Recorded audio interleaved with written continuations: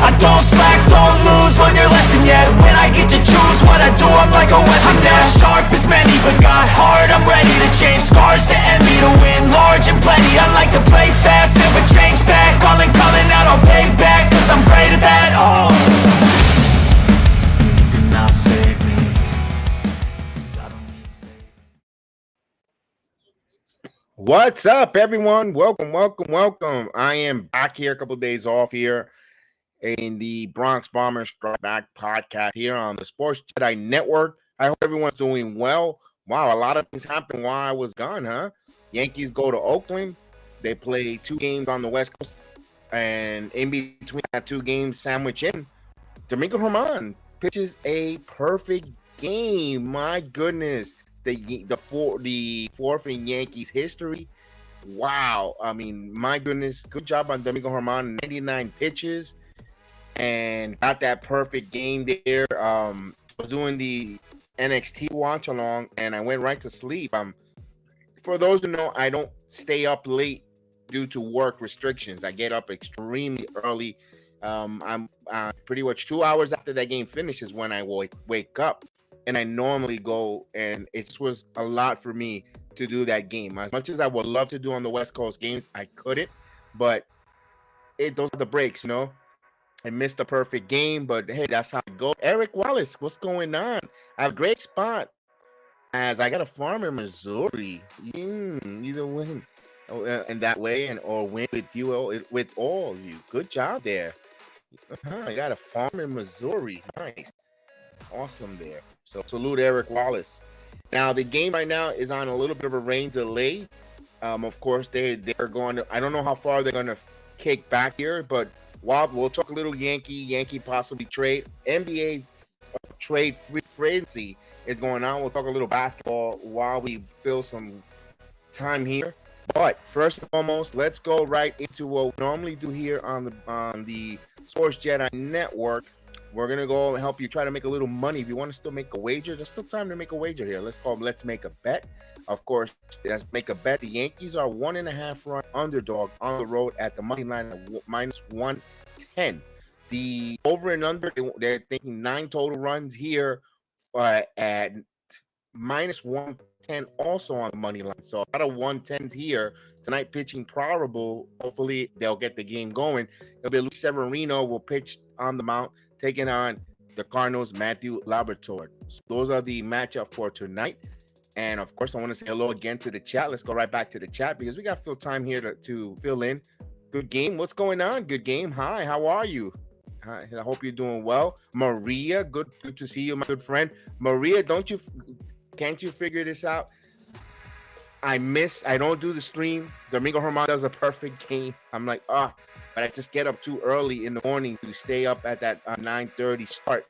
And 2.5 hours to 3 hours, it wrecks you for me at work. And especially I have a high physical demand job. I could not stay up. And it's okay. It wasn't meant for me to call the perfect game. That's all I say. That's how I look at it. But the Yankees did get the win. And then nevertheless, they 21 runs in the last games out in Oakland. Maybe this is a sign that the offense starts kicking into full gear here. Start hitting. Anthony Volpe looks like he's getting comfortable at the major league level, batting in that batting lineup. Also, we've seen some good things all up and down from Harrison Bader, of course, continues to play IKF. Even Josh Donaldson with a home run in the Davis section, Mount Davis section of the Oakland Coliseum. Also, we got to see Stanton. Well, everyone's worried about Rizzo. He left the game with a injury or got hit by a pitch on his elbow. Rizzo leads the league in hits by pitch for many years. Hopefully this is something that doesn't linger. Remember, he had that neck issue and he lingered without getting some hits.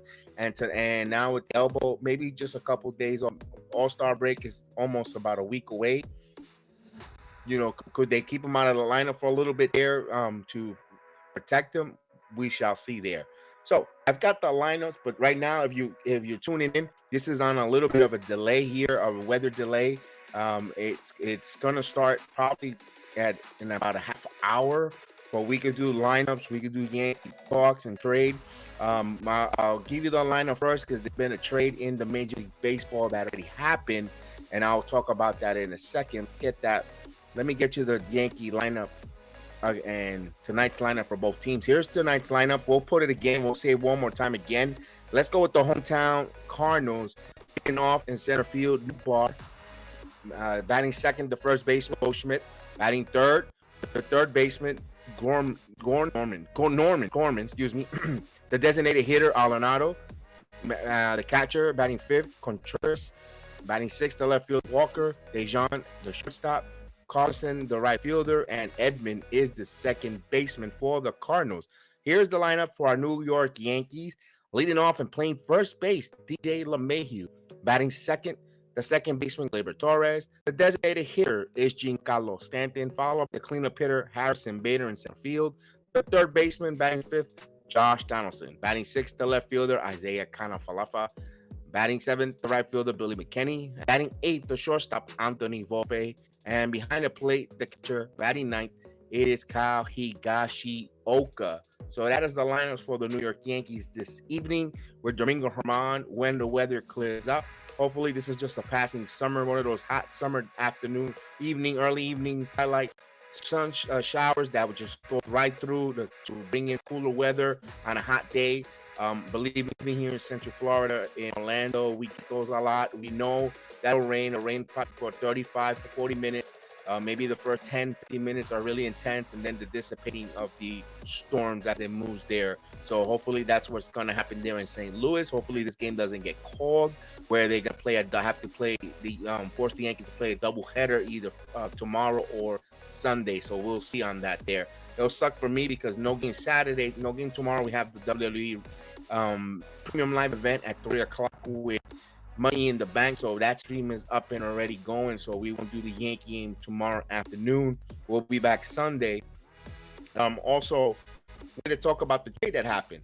Aroldis Chapman, our old friend, El Visible Cubano, Aroldis Chapman has been traded to the Texas Rangers.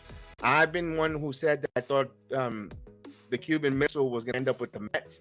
But of course, the Mets, the way their season has imploded, they're more going to be sellers than buyers. The Mets have been what a rough season they're having. I mean, everything that went well last year has gone wrong this year from injuries. They signed Verlander, hasn't lived up to the bill. He hasn't been terrible, but when you don't go 6 innings plus what you expected, former Cy Young Award, he's not giving Cy Young Award performance in New York.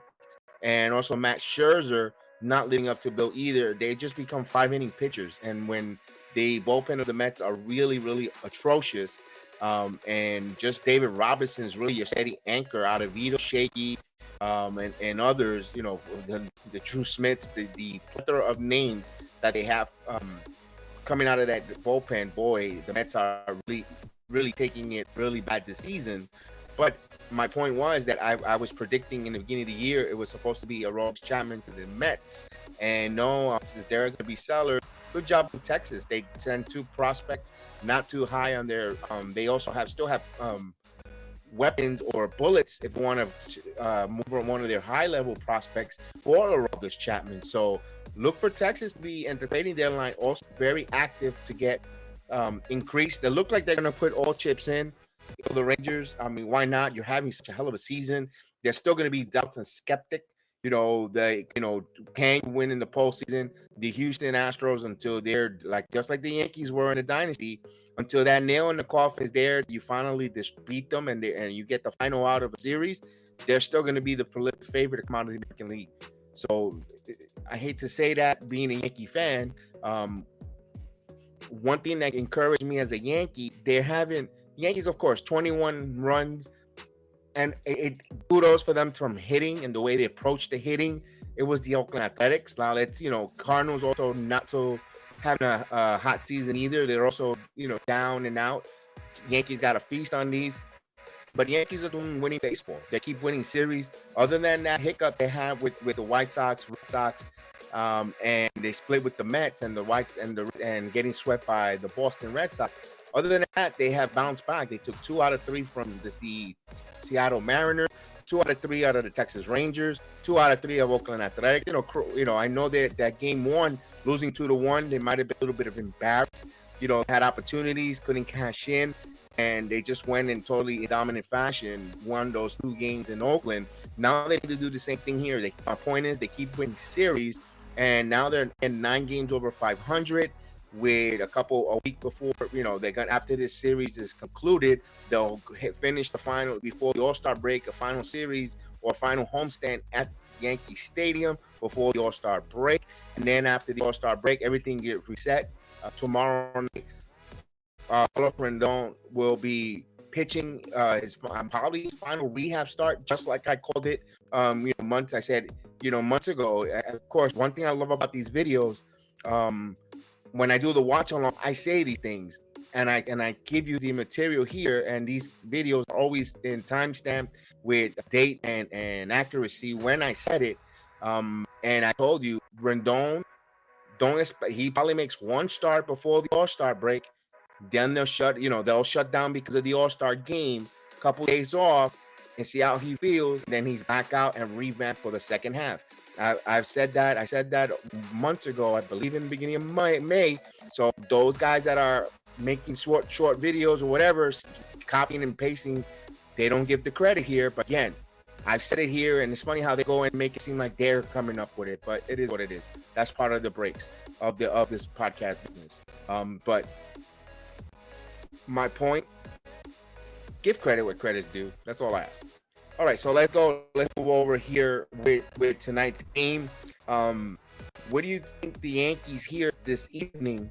What are we looking for? It's the return of Harrison Bader to St. Louis, where he's been nothing but. Right now, Bader has been on the field when he plays for the Yankees. He's been nothing but a really positive player. Borderline all-star when playing, when available for the New York Yankees. I think Harrison Bader is a borderline all-star. I didn't like the kid. I'm going to be totally honest. I've said it. I had that as a running joke. I might not like the kid, but he's good. And when the trade came down, I was very irate or appalled of having Harrison Bader come over, because especially when he arrived here, he was injured. And we gave up a totally healthy left-handed pitcher in Montgomery, Jordan Montgomery. We were going to see, by the way, this series pitch against the New York Yankees. And I was saying to myself, what are we doing here? We're struggling. I know we need a center fielder. Hicks is not doing so and so, but we gave up a live arm and one of our own that we developed from the minor leagues, one of our homegrown kids for injured center fielder for what could be. So I thought at that point, at that part of the trade last season, I was not happy. Seeing Bader play for the New York Yankees, and when he played in the postseason, when he does play on the field, the way he covers ground in center field, he covers center field, man, like a champion, like a Clydesdale. He looks like a Clydesdale horse gliding across center field. The way he positions himself, the way he looks, he goes back or attacks the baseball in the air. Phenomenal job by Harrison Bader. I can't complain about that. The only thing I am going to complain on Harrison Bader is availability.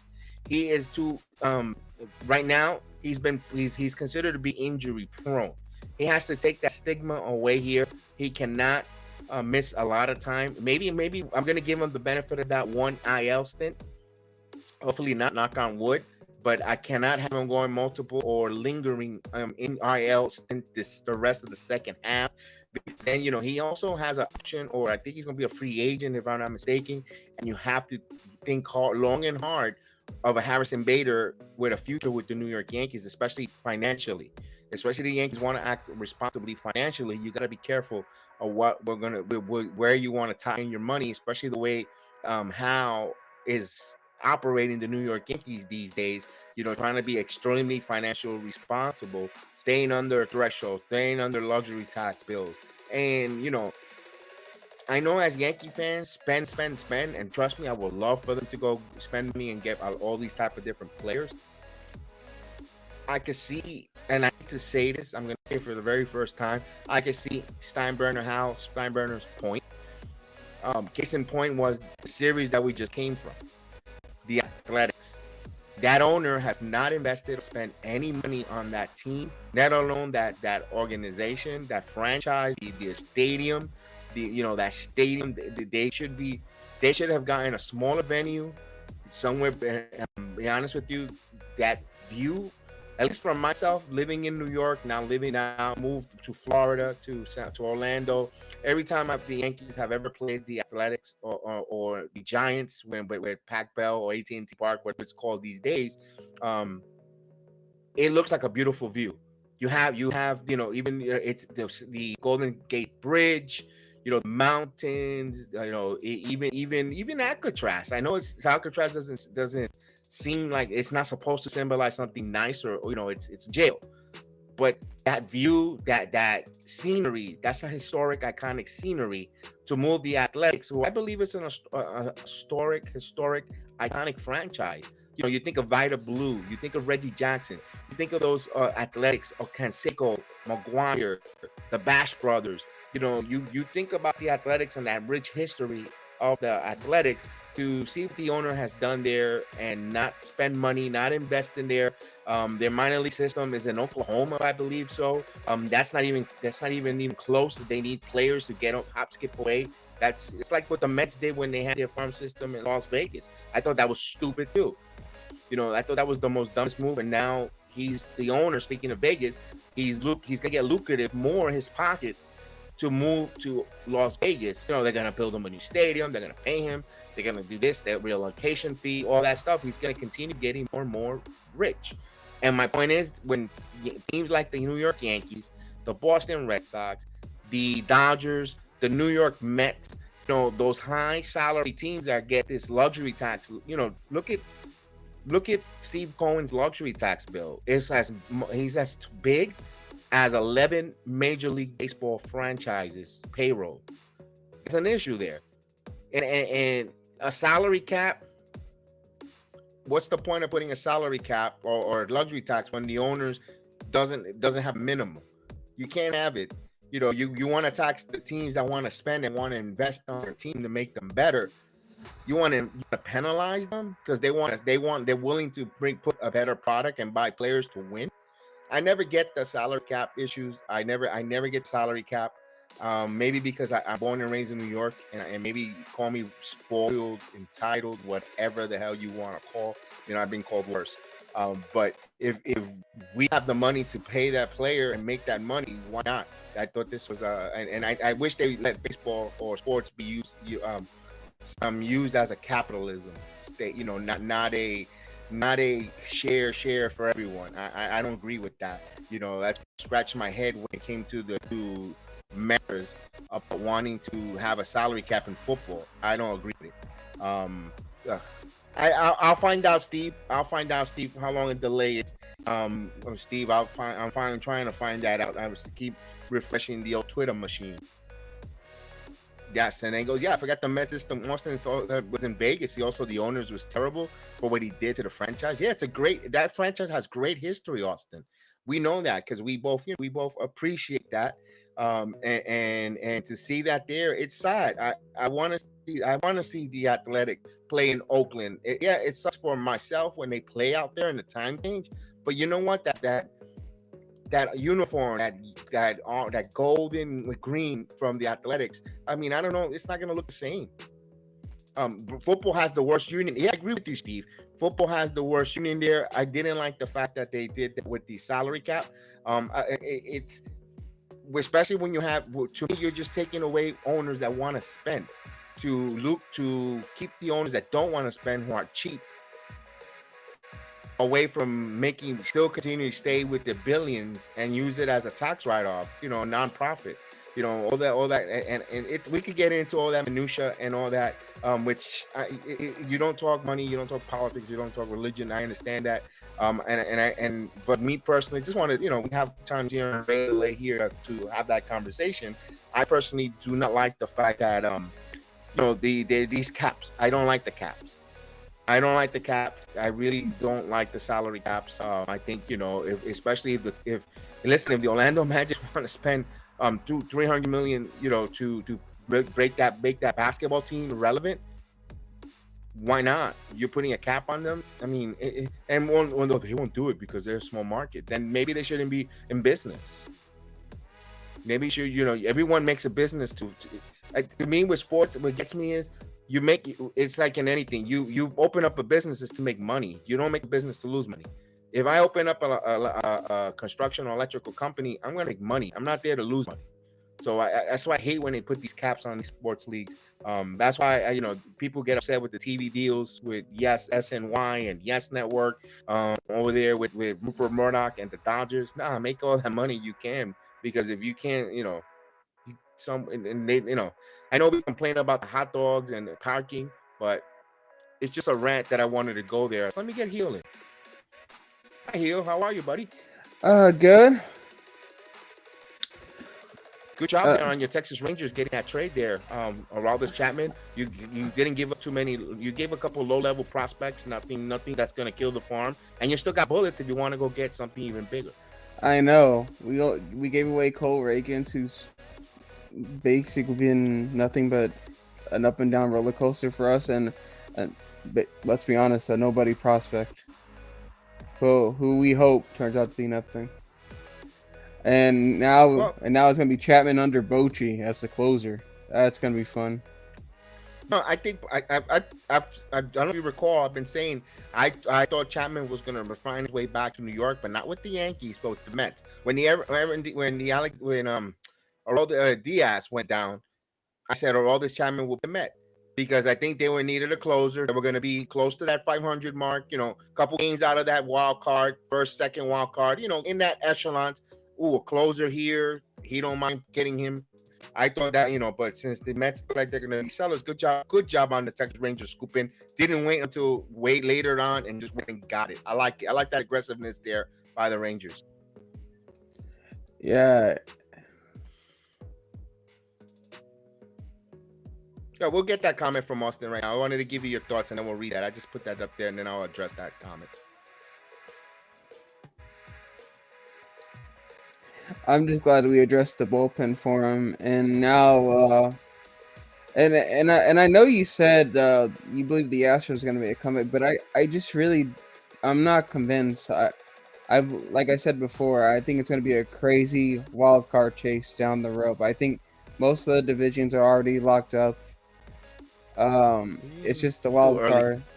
It's a little early for that, though. I still think the Astros. I think the Astros take that division. The Astros just going to start soaring in a couple of weeks after the All-Star game. I still think Texas will be the first wild card. I think they'll have it doesn't mean they're not going to have a bad season, Neil. I think the Astros has such a pedigree of being there. And they're not going to turn the switch on early, because they know it's not a sprint, it's a marathon. And I think that's why that experience benefits the Astros, with Dusty Baker knowing what he has in his team, how to run that horse. Remember, Bochy's learning how to ride his horse, so he doesn't know how they don't run out of steam later on. So that's why I'm giving it a slight edge. I'm not saying that he's gonna come in and win the division by 10 games. Maybe it might be 1.5 game Texas Rangers fall to the division title. I'm just a point. Obviously, I watch both teams, and let me tell you, Mm-hmm. the Rangers season is going by way more smoother. You can tell the lineup is going way more smoother. Everything's just running a lot more smoother in Texas. And in Houston right now, yes, the team is still very good, but there's just a lot more frustrations. There's obviously the injury bug has bitten them. Obviously, they're good enough to overcome it and stuff like that, but like you can just tell there's just like you can tell like they just don't have that same oof that they had in previous seasons. And Texas just found that it factor they've been missing for years. And I don't know, man. Like it's just like it's just been a wild ride for Houston, and it's just been smooth. I'm not gonna say smooth sailing, but it's been like just a more smoother pace for the Texas Rangers. Like Yeah, they're and let me yeah. let me address what Austin mentioned. He says, "Yeah, the Yankees tied for the most perfect games in the MLB franchise with 4. They tied with the White Sox, so the Yankees and the White Sox has them tied for 4 perfect games in Major League Baseball franchise. But here's the fun fact: everyone that thrown a perfect game for the New York Yankees, they all start with the D. Don Larson, David Cone, David David Wells, I Wells, believe. and Yeah. Domingo Herman. They all start with the letter D. So that's a eerie one, but good one there. And so good job there, Domingo Herman. And figures and heal. The game that I have, I got to get up early in the morning, man. I know you texted you wrote to me in the instant messenger, but it was so early to respond back. I get up really damn early that I was like, man, I did the NXT, and as soon as NXT finished at 10, I went right to sleep. But my God, I missed that Domingo Herman, and good job on him. 99 pitches there. Didn't make Buffoon's butt itch too much because it was 99 pitches. So I could imagine how smooth there. And the thing is, he did it with the Yankees scoring 11 runs. So there was a lot of in betweens where he had to wait and probably get cold and revamp. So interesting there on that.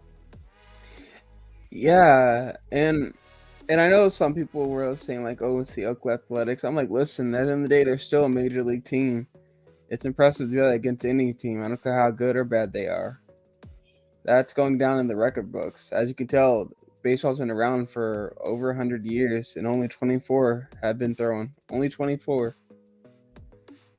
Yeah, Yankees got 4 of those bad boys, which is something remarkable there. One in a World Series, so that's even more remarkable. I think that's the most impressive of all the perfect games that you see ever thrown. Whoever's going to be thrown, unless I think that was a game 6 with Don Drysdale. I keep saying Drysdale. Don Larson. Yeah. Um, Yeah. but wow, so we have a lot here before. I'm trying to keep updating. That's why I'm multi-packing and multitasking and getting fumbling here, looking while I was trying to say the perfect game here to find out what time are they going to start this game. But it looks like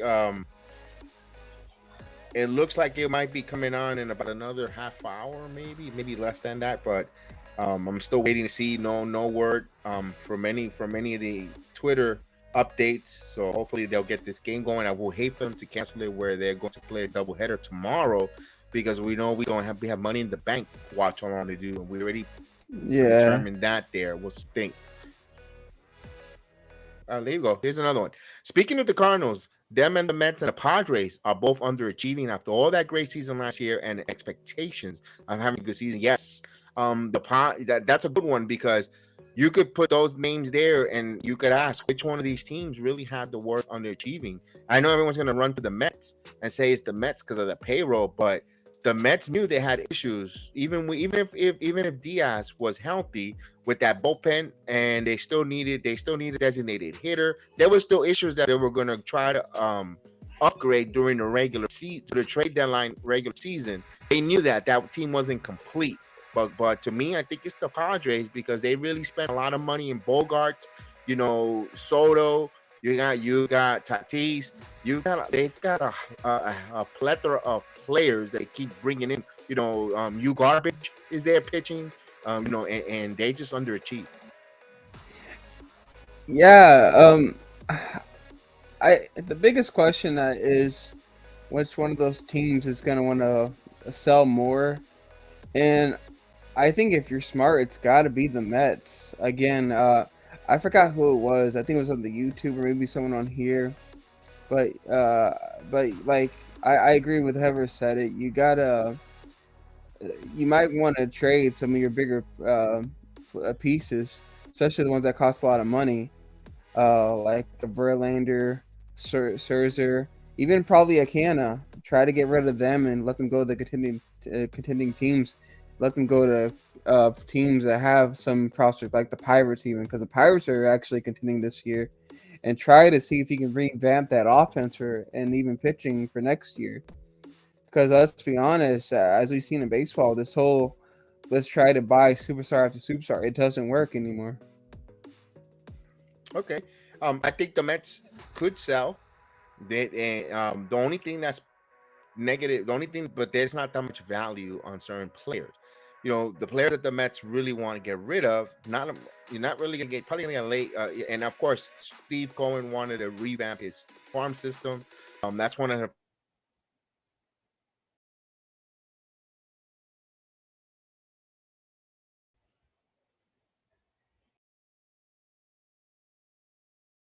money into something that was, and he shot at the Wolfpack. A single A rookie ball for Okay, kick me out. Hello? okay, what was that? That was weird. I don't know. No, but we're still on. We're still live. I don't know what Okay. happened there. It was a bit of minor glitch there, but okay. So where I was talking about the New York Mets there, apologize for that. I don't know what was that, if it was an outage or what it was, but that was weird. Um, my point was there, Heel, was where the Mets trying to revamp their farm system. They could go. Mark Canna could get some. Sterling Marte. I know the Mets fans would love to give him away. Someone who might need outfield depth, center field, who cut some legs there. If perfect in the world where you could, if he was if he was a left hand, Marte would have been a nice pickup for the Yankees to play left field. Already just move him across. Just if they couldn't get the big one, last second, or you could move him around for other teams that need it. You mentioned the Pirates. You want to get some. Pirates been picking in a lower barrel talented players. You want to make a trade with the Pirates, why not? Because their farm system, they got players who's got some upside. You could trade that. You could also try to see if you could move one of the catchers. They have a chance here to Mets might want to move one of their catchers and a plethora of extra position players. You could get something for McNeil. Jeff McNeil. Right now, that nucleus with McNeil, Lindor, Alonso, it's not working. There's you don't it's not working. And I'm missing some Nemo. Something is not clicking there. It's not working. Um, it's yeah, and then Verlander, I don't know if he's gonna get traded. I know Scherzer said if the owner ask him to come and say, look, I would like to move you. He would like to go to contender. He's willing to trade his own. He's willing to waive his no trade clause to go, and you could probably move him if the Mets want to absorb, and which I think Coleman will, if they could get themselves high level prospect for a Scherzer, they will eat all the money as long as you send me back a real good prospect into my farm system. Maybe you could find yourself a real good outright fielder or whatever they need. Coming back for Scherzer for a team that needs it. Maybe your Rangers. Let's say some they want to go and really put a juggler there. You put a Scherzer there with a Valdi with your pitching staff there. It really looks, it really could give you something there to think about, because or even Verlander. I mean, it's something there that will look really good. You telling me you put a Scherzer going in when you has a good bullpen there, and he knows he doesn't have to overthrow, and he could really go and let it go, let it loose. You probably get something in the second half where he could turn up the volume and really help American League contender. Yeah. And as for the Padres, I don't know who really would they move, but because a lot of their players are locked up for years, like Machado, Tatis. Um, they did a DFA, I believe this was Hosmer a few, Mm-hmm. maybe a year or two ago now. He's been going from team to team. Um, Maybe you could trade someone like from your pitching staff or something like that. I believe they extended Yu Darvish, who They has his did. seasons where he's up, but then he goes back down. He's really a roller coaster ride. He either has a really great season or a really bad season. The only time I think he was consistent is when, ironically, he was a Ranger, and And other than that, it's been hit or miss with Yu Darvish season by season. It feels like, at least. And that's the thing with when it comes. I think Musgrove still on the Yeah, Musgrove's still there. Musgrove's still there. Musgrove could be a pitcher that could be moved. They're talking about Blake Snell. I don't know if they'll move Blake Snell. Heel. I don't know if they'll do that move. You have that there. You of course Soto becomes eligible for a free agency or a contract extension there. I don't know if they could fit all that. If they have if they finish 10 under the third wild card, 10 games under the third wild card to finish the season, one, and I know that they're all gonna play to the back of their baseball cards. But what makes you think? And I think Hader extend? Or is he No, available? Is he eligible? I think Hader's still available with trade. I don't think he signed an extension yet. So Hader is still available because he's gonna want some boatload of money as well. Hader, Soto, those type of moves there. I know that a lot of Yankee fans, like myself, I want Juan Soto here. I don't want to give up a lot of the farm. I know you got to give some to get some, to get something back. But be honest with you, if I'm really gonna go in and try to move a Dominguez and stuff like that, that's gonna take to bring Soto.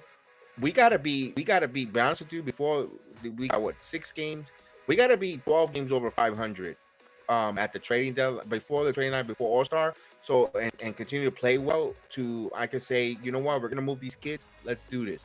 But if we're fiddling around 8, 9 games where we currently are under, where we're just a week away from falling close to 3 games over 500 or close to the 500 mark, I will hold off on making a move and selling farm because it's a really pivotal deal because you could because by the time you bring those new players in here, they transition to the team, get accustomed. You could be falling on the 500 where you don't have room for error in the third wild card because everybody's bunched up in American League. Yeah, the American League is really tough this year. It's not really like every team's like I mean unless you're like a division leader. I mean, like literally the closest one I believe is like what, Texas, and the Astros are like That's it. 5 games out. But the That's it. Rays, let me see how far the Orioles are from the Rays. I believe 7 games, if I'm not Seven mistaken. eight seven You could games. check it out. Check them out. The fact we have time to fact check. We have a rain delay here. We'll find out if the game gets canceled. Then we'll say goodnight. But we'll wait. I'm waiting for a time, fellas. Everyone that joined in. So I'm waiting for a time for start of the game. Keep refreshing. As you see me looking down, it's because I'm trying to refresh to keep you guys up to date there. And we'll talk a little more Okay, here. the Yeah, Orioles guys. are 5.5 games out. So that's close, and Yeah. I know after this 6-game road trip, the Yankees open up a big 4-game series against the Orioles starting Monday, and it's going to wrap around into Thursday. No off day for the Yankees to close out the first half or before the All-Star break. So they're going to play all these games in a row. My Yeah, point when it's the Orioles got some chance here. The Yankees could help out actually benefit the Rays by beating the. I know you want to cash the Orioles yourself, man. That's gonna be war in the Bronx. yeah, and if you're the Yankees, your goal is just to win, because right now, you're 9.5 games back of your division. Yeah, that's gonna be a tough one Yeah, to try to make some damage or make make that number shrink. Can you do it? Absolutely. There's still baseball. There's still plenty of baseball left yeah, to a 9-game lead could dissipate. But the Rays has not shown any sign of slowing down. They continue to play well, continue to win series, which that's something that goes big on them personally going forward. They're in the West Coast right now. They're in the West Coast right now. They're playing Seattle tonight. The Tampa Bay Rays are so interesting on that one. Also, Red Sox and Blue Jays going at it. I'm going for the Red Sox here. And right now they have a 4-0 lead and that's in the 7th on the Toronto Blue Jays. So hopefully the Red Sox could take care of business. One thing I wanted to talk, since we're speaking about the Red Sox, I want to give flowers here to Alex Cora. Alex Cora, we saw him on the Sunday Night Baseball when the Yankees played them, and when they were about to get swept by Boston. Remember what he did there with Brian Bellows? Brian Bellows was out there. He had first and second. He was into a little bit of a trouble. He had 99 pitches, something like that. My memory could be wrong, but he had high pitch count. He had a little bit of trouble. Yankees were rallying. Yankees still didn't take the lead. Boston was still ahead, and he let the kid go out there and pitch. And the kid got out of that situation. Ever since then, that kid has been on fire. He had a near no hitter. I think it was 7 innings or 6 and 2/3 innings strong. His last start. My point, he letting them go out there and pitch. He knows how to develop a pitcher. He's not asking him to be a thrower, and that was something that I complained so much about the manager, about pulling guys and making moves. Case in point, I did watch yesterday when I got home from work, the afternoon matinee before the Yankees got out of town. Clark Schmidt is dealing.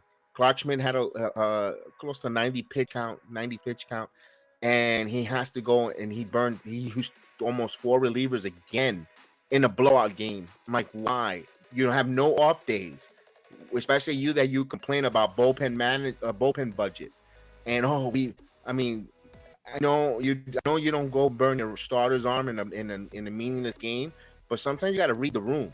You know what, Clark, you go out there, you know how to pitch, get out of this. And they were up by a big number, Keel, and he still likes to run to that damn bullpen. Then it's fine, Keel. I understand that.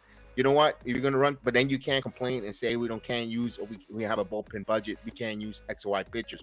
But yeah, because you blew them out. You burned them. That's one thing that I can't fathom, and I can't comprehend or get on the same page with this manager.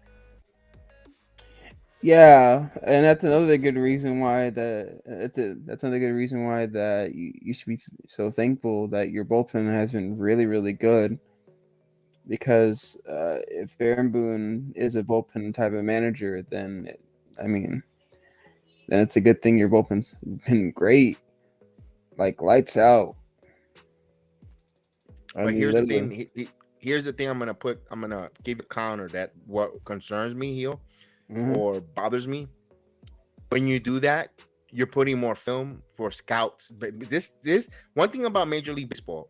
As much as I dislike analytics and I kill all this other stuff here, but these scouts and these advanced scouts with analytics, they're very smart when breaking down a film and breaking out on overusage of a pitcher, or when and pretty much precisely know when certain pitchers throws what, and with certain things. And the more you could give an advanced scout for opposing hitters, the less affected the pitchers are. It's my worry when you bring out the same the bullpen. You put too much film out there. Also wear and tear, and that's one of my concerns with the Yankees. And we see that year after year under Aaron Boone's managerial watch. Teams in the postseason, when you think, this guy's automatic. He's coming out of the bullpen. And case in point, Clay Holmes, we were shocked that he couldn't get. 2 years ago, he was unhittable, and then they hit him. So those my point. There's been a lot of examples where we thinking the guys in the regular season they're juggernauts, and then when it comes to the postseason, because these teams you're going against, first of all, you're going against the best of the best.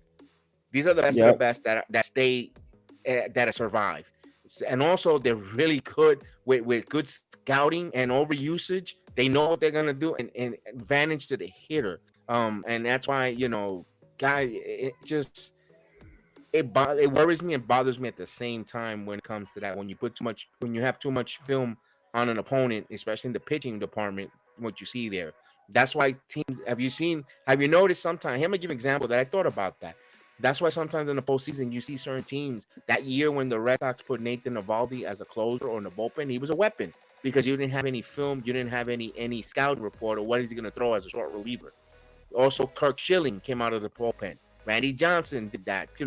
Wait a minute, we don't know how he looks as a he's just gonna come in and let it go for an inning, and certain teams change that because you take the only one that could have done that and got away with that repertoire was Mariano Rivera. That's why he's the greatest.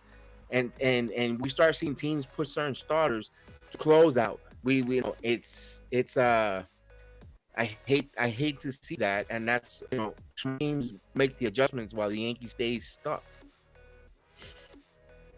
Yeah, I agree with you. Another reason why, though, a lot of teams do that is because just flat out, it's the smart thing to do. Mm-hmm. Um, I mean, look at Mad Bum. I mean, in his prime, not only was he a good starter, but on top of that, it just his stuff was nasty too, coming out of the bullpen. And on top of that, teams they trust their ace in any situation, rather to close out a game or to start one. I mean, I know his name's almost forbidden here, but I'll use him as an example. Shohei Ohtani, he was the ace of Team Japan and the WBC. He closed out the series, not the series, but the game against Team USA.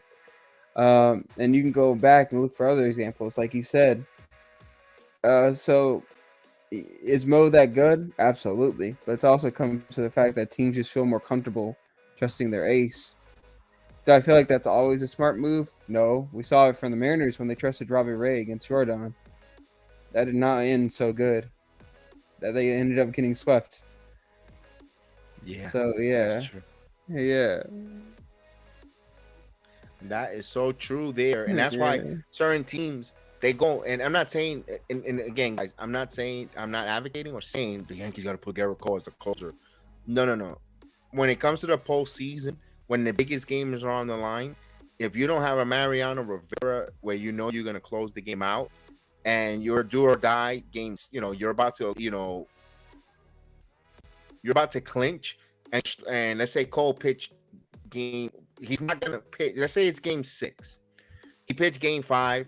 He's not going to pitch game 7 because it's not his return turn, and you're going to probably clinch in game 6, and you need 3 outs. You go bring Cole, because you're changing. You're going to change everyone's mindset. Everyone's gonna get whacked out. Let's get Lamario. We haven't seen him in a while. Lamario, what's going on, pal? Are you ready for the game? Let's say hello, Lamario. How are you, buddy?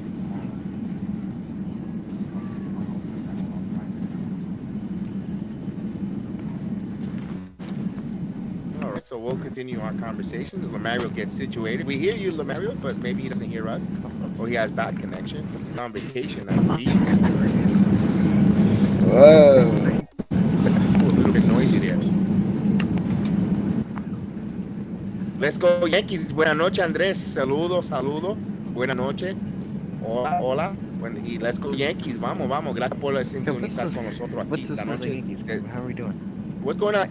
Right now. They're on a rain delay. Right now, so we're having a little bit of filler here, and I'm trying to refresh the Twitter machine to find out when the game will start officially. Usually, it'll give us a window where first pitch is being thrown instead of canceling the stream, and we'll just go stay and have a conversation there.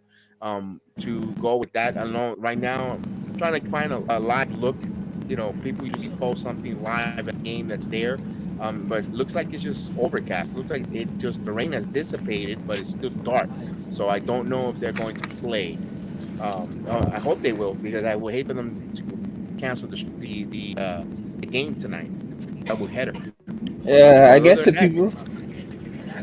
people wanted to know the odds for today's game, batting average, the odds are in the Cardinals' favor. On base plus slugging, that was in the Cardinals' favor. BABIP, if you want to know that was in the Cardinals' favor. Home runs was in the Yankees' favor. Strikeouts was actually in the Cardinals' favor. We're striking out less, by the way. Okay. Extra base hit was in the Yankees' favor. Runs per game was in the Cardinals' favor, just by a little bit. I hope Run differential was in the Yankees' favor. I'm posting to beat the Blue Jays when I do, because come on. Because Toronto wins and we lose, then they'll be ahead of us in the standings, so that's not good. Who was gonna pitch today? Severino was pitching. I got the pitching matchup here. Let me give it for you guys. Hold on a second. It's going to be Luis Severino taking on Matthew Liberatore. Oh my goodness. I kind of like the Yankee matchup tonight, regardless of the fact Severino. I know Severino's ERA is still a high 5, but I think he was getting, he's starting to get his niche here. He's due for one of these masterpiece. And of course, especially a lineup that has not seen Severino in St. Louis. I was looking at the career numbers versus Severino. He got, I think, only one hitter has a career at bat, a couple at bats with Severino. Other than that, this is our first time looking at him. I like advantage to the pitcher in this and that aspect. Yeah, and the hitter I think you're talking about is Wilson Contreras. Exactly, it's Wilson Contreras. Oh, what happened? He has 6 at bats and he has 1 hit and 3 strikeouts. Right. Yeah. And you say the same thing with I believe Liberatore. I don't think the Yankees have any much experience at bat with him either. I think it's the first time we're gonna see him either. Yeah. But I like his stuff a little more. Severino, more polished veteran. Against if this stays that same matchup, it looks like it might be. This game might be rained out. It looks like it. Haven't said any official word. We'll stick on there. And I know there was a real good Friday Night SmackDown from London. I saw it earlier, by the way. So I saw it live earlier, so I already saw it, and it was I'm telling you, it's going on currently. It was a good SmackDown. All right. Yeah, I don't believe anyone has any history against Matthew Liberatore, so I could be mistaken though, but I think today is the first day every Yankee will be seeing Matthew Liberatore for the first time. Yeah, so it's a first time, so Yankee. You're only as good as your next starting pitcher, heel. But the Yankees been hitting. They're coming into St. Louis with some confidence. 21 runs in the last 2 games. But we could see that too. And all of a sudden the next day they only get 4 hits and 2 runs or 1 run. It'd be one of those snooze fests. This team has done that. We've done plenty of watch-alongs. We've seen that as well. But I'm thinking they're turning the corner offensively, putting better at bats. Where I think tonight they have a more of an advantage. A lot of the St. Louis fans are saying they're just a boring team. They don't hit, they don't do nothing well. I think Nolan Arenado wasn't going to play, but he's the designated. Tonight's lineup, he's the designated hitter. So he has some health issues. They'll put him at the DH for his bat because if he was completely healthy, you guarantee he'll be at third base because he is a platinum glove third baseman. Yes. One of, if not the best third baseman defensively in the entire planet.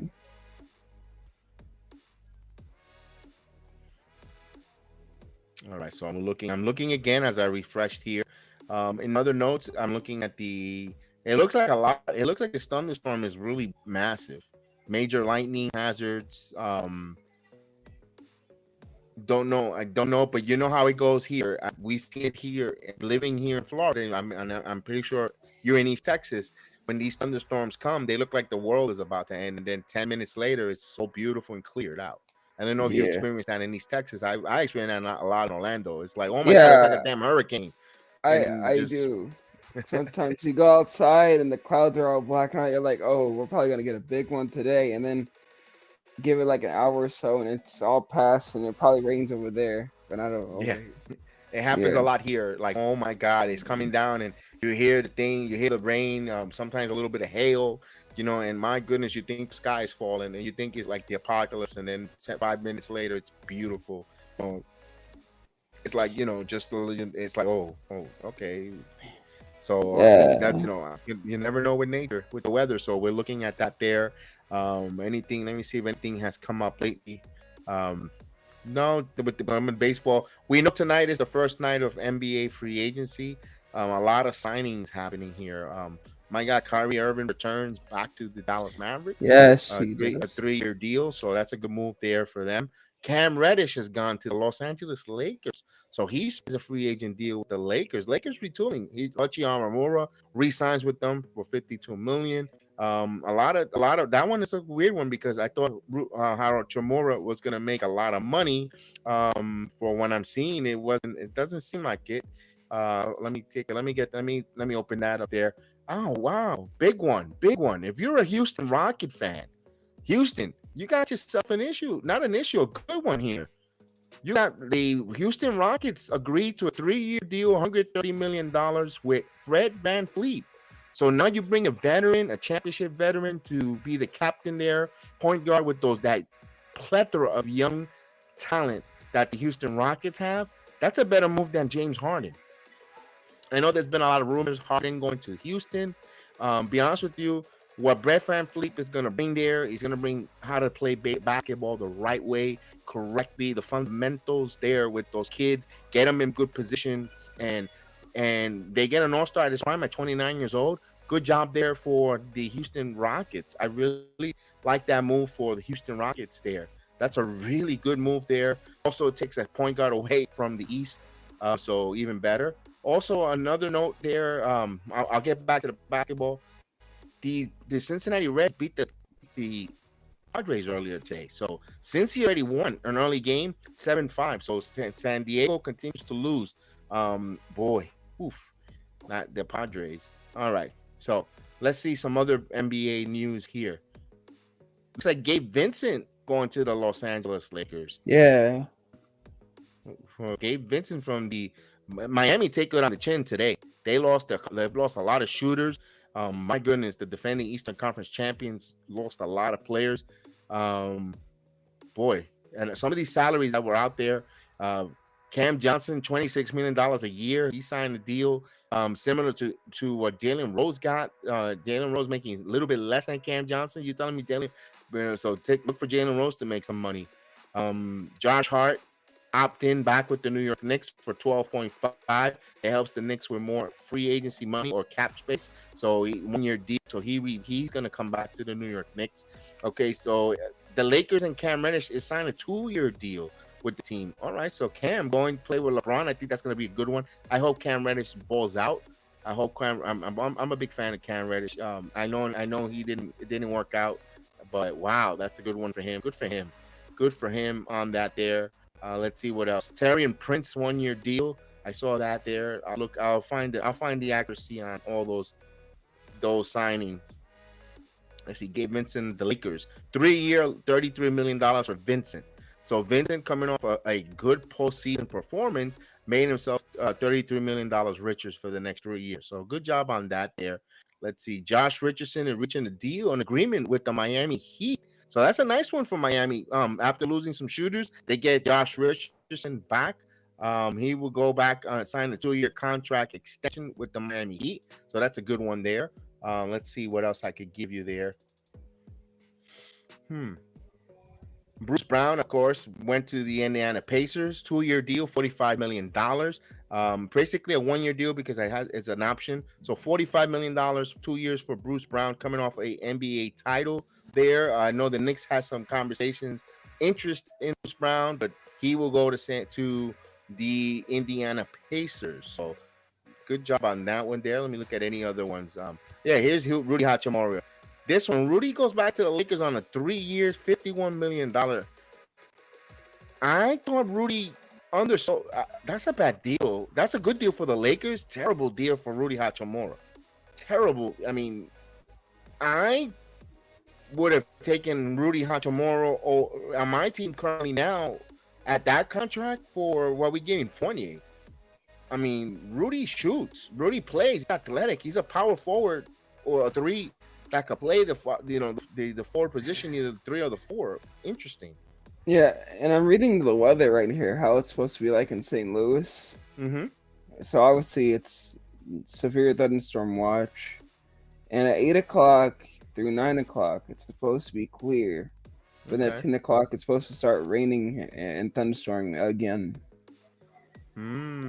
So I'm thinking they're gonna wait and like about another 15 minutes and call this. I got a funny feeling this game gonna get called. I have a funny feeling. Yeah, and then it won't stop raining possibly until 1 a.m.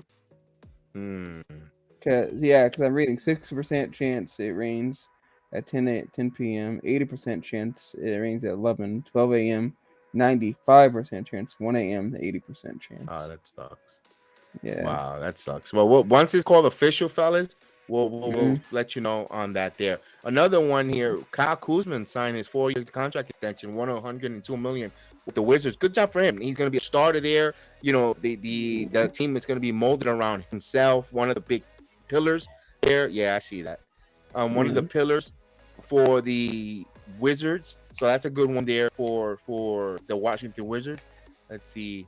Shake Milton agrees on a free agent contract with Minnesota Timberwolves. So a lot of movement here. Was it Chizumi Medu reached an agreement with the Phoenix Suns? So that's a 1-year deal as well. So a couple 1-year deals here and there. Of course, if you're a Knicks fan, you're waiting to find out what DiVincenzo is going to do. If he's going to sign DiVincenzo to the Knicks here. Also, there was a rumor Indiana was interested in Obi Toppin, but for picks, how much more damn picks the Knicks want? Keep Obi Toppin. I will be so upset if they trade him for damn picks. I will be so irate here. So the Lakers so far, first day here, Rob Pelinka, he signed Prince for a 1-year deal at 4.5 million, Vincent 3-year deal for 33 million, Hachimura $51 million 3-year deal, and Cam Reddish on a 2-year deal. He's bargain basing, but he's putting some good talent and athletic young players around LeBron James. You know, Torian Prince, lengthy, who could guard, who's athletic. Gabe Vincent, who could shoot the ball, stretch the floor, help LeBron, but also be a point guard to help LeBron with some shooting attributes, who likes to play defensively. And Ruchi Hachimura already was with them, and they saw what he got. I think the Lakers got the best out of Rudy Hachimura than what the Wizards played for, and they're gonna try to see if they take a flyer and unlock Cam Reddish, who has to me a lot of potential, but not hasn't been in the right situation to motivate him or move him forward there. Anything you have there for Major League Baseball? Where I continue with Emma with NBA Um, as far as the weather in St. Louis, or are we talking about or Lakers season? anything that you see there. Any because I'll continue with the NBA free agency for those that are watching us to keep them updated until we find out what the baseball what the MLB is going to do with tonight's game when they call it officially over. So that want to make sure on that there. I got another one. Yapo resigns with the Toronto Raptors, 4 years, $80 million. So he's gonna make $20 million for a non-shooting traditional center. That scratches your head there with the Raptors. That's a scratchy move. Yeah, the Cubs beat the Guardians today, 10-1, 7-5. The Reds beat the Padres. Then we got Nationals beat the Phillies today, 2-1. Phillies continue to struggle this year. Twins are beating the Orioles, so good news for Yankees fans. But it's only in the top of the second, so we gotta hope that score holds or gets even larger. Brewers beat the sorry, they didn't beat. Brewers are beating the Pirates 4-3, bottom of the sixth. Red Sox are beating the Blue Jays, top of the eighth. I mean, I would consider that a win, considering the Red Sox are last and Blue Jays are more up Mm-hmm. front. Oh yeah. All right. Yeah, Mets are beating the Giants right now, 4-2, top of the seventh. And Braves are just beating the crap out of the Marlins, 11-3, bottom of the sixth. Both of my teams are playing each other today, which I'm watching my small phone here, and they're tied 1-1, middle of the fourth. Dodgers are beating the Royals 2-1, top of the fourth. Rockies are beating the Tigers 5-3. Yankees and Cardinals are dancing in the dugouts. Just thought I throw in a joke there, but yeah, that's it for the day. Uh, All right, that's the update there. yeah. And I just but and the first free agent contract that was announced was the agreement 4-year deal for Draymond Green, a 4-year $100 million contract extension to stay with the Golden State Warriors. So he'll make $25 million for the next 4 years for the Golden State Warriors. So that core is still sticking together to try to win another world title, their fifth world title in franchise history. He's going to stay with Golden State, so it looks for him to stay there. Draymond Green, there was a lot of talk for him going possibly to the Portland Trail Blazers. With Damian Lillard, Jeremy Grant, and that did not come to to anywhere. He didn't even think about batting a nine going elsewhere, but staying in Golden State. Good for him. Lakers are going to offer Austin Reeves a 4-year, 52. So pretty much the same contract that they gave Rudy Hachimura, but with one more extra year. I don't know if.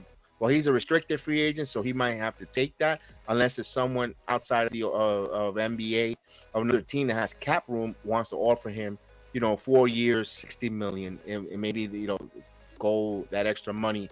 It'll be interesting to see what they think of Austin Reeves. Is it a product of him playing alongside LeBron James and Anthony Davis that he played well, and maybe that might have been so, but maybe and unlocked a little bit of confidence that if he goes to another team, he takes that experience with him to another team, and he might even elevate and help other teams. So that's an interesting one when it comes to Austin Reeves.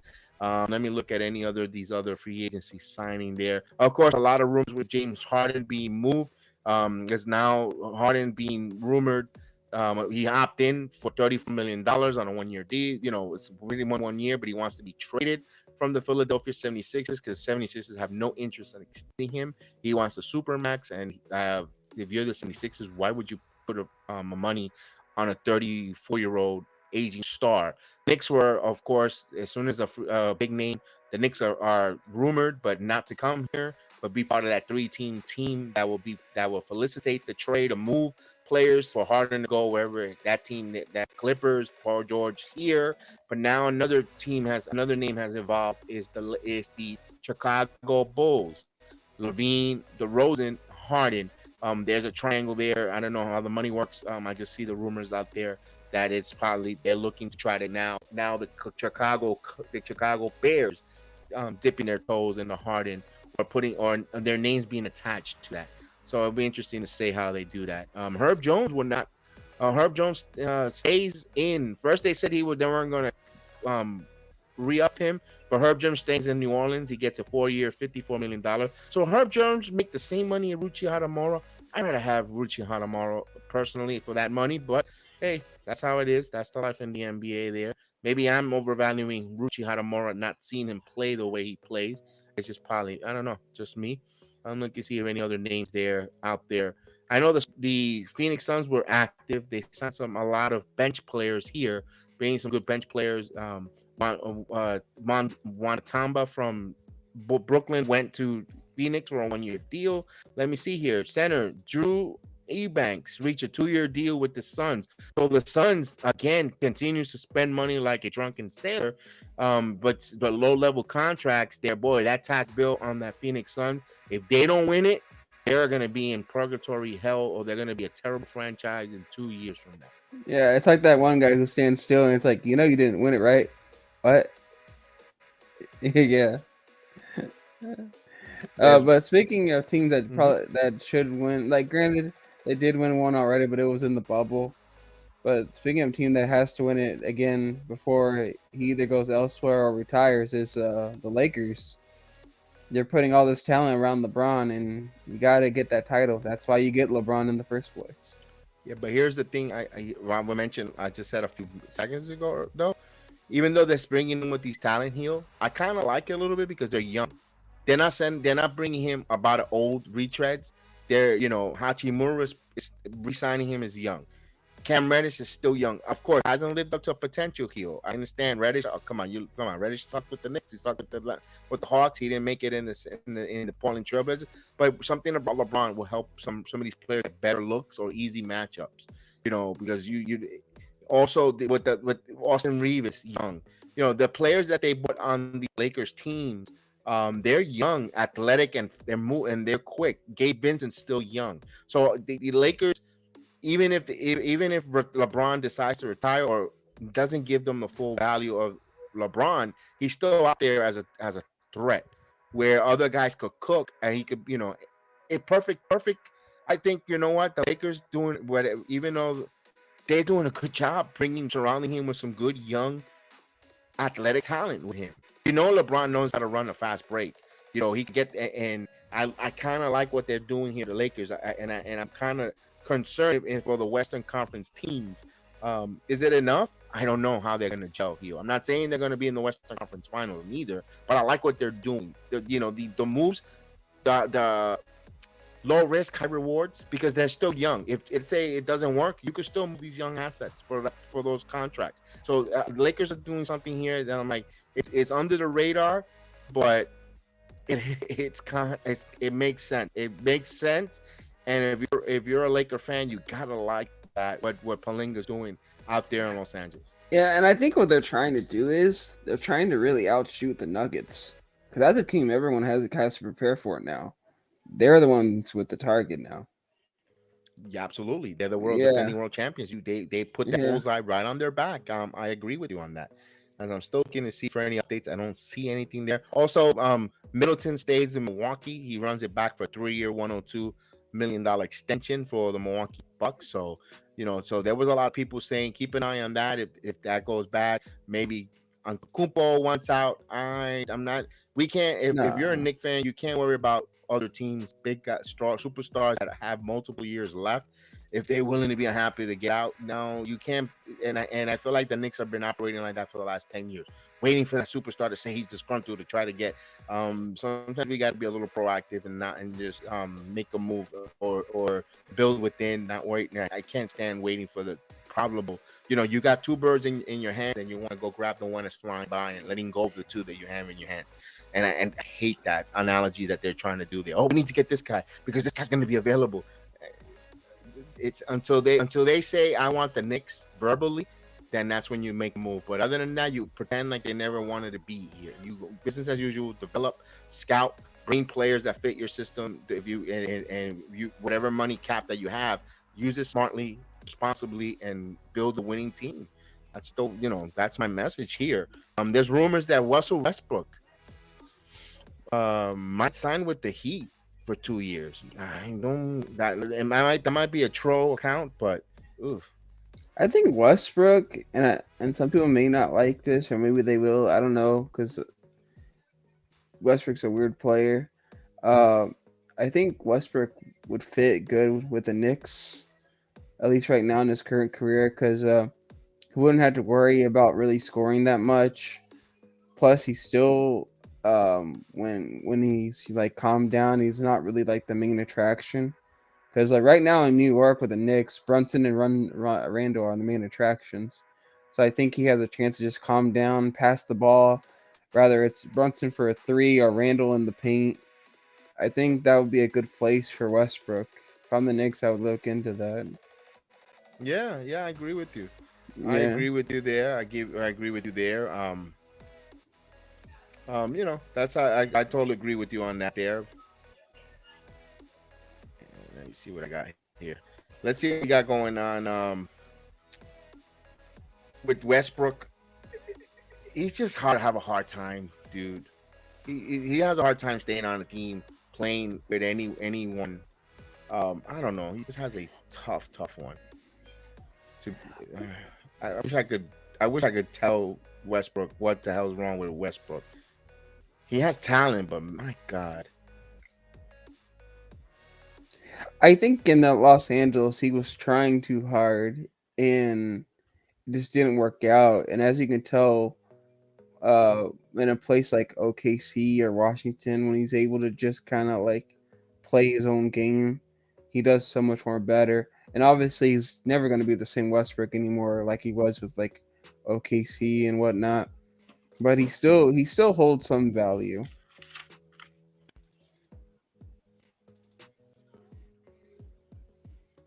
All right, so I'm waiting for see where we're going next here. I'm looking to see if anything there. No, I don't have any updates, dude. I'm trying to look for an update. I will hate to call and then they'll say first pitch, and then I got to do a whole stream again. Yeah, and I still gotta eat, so I would hate to like start eating and all of a sudden it's like, yo, the stream or whatever. Let me see. I'm looking, nothing. I haven't said anything about the game. Let me check it out. It's on a delay. What will happen? Boom, nope. I'm looking for.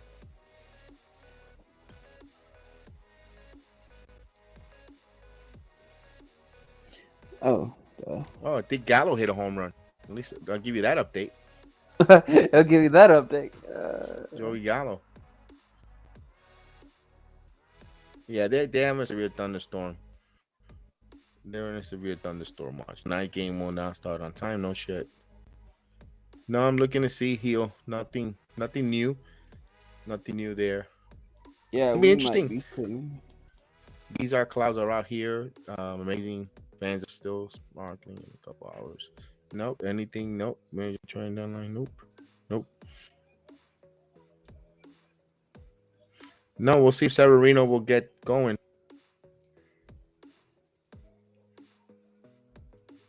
I wonder what the next outing for Domingo Armand how is gonna look. You know, would it be a hangover effect? Would it be, something there? I'm really interested to see there because it's gonna be one. I believe it'll be one more start before, and then that's it. Then he'll be shut down until the what do you call it? The All-Star Uh, game after the All-Star break. Let me see here. Let me find out. They're okay. I'm on school. I want them to wear their regular unis in the game. Uh, I think the All-Star game they're not. There's going to be regular uniforms, right? They're not going to wear yeah, those. they normally do normal uniforms, but I hope so. Okay, is there time? Let me do this. About 10 minutes of rain delay. Nope.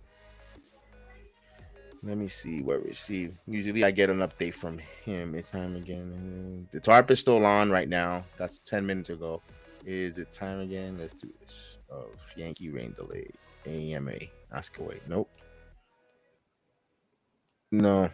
I'm just to see if they're going to start. Nothing, guys. Nothing. on the bright side, we're get money in the bank, or hopefully everyone wins tomorrow. I guess. Yeah. Money on the Yeah. bank is going to be phenomenal.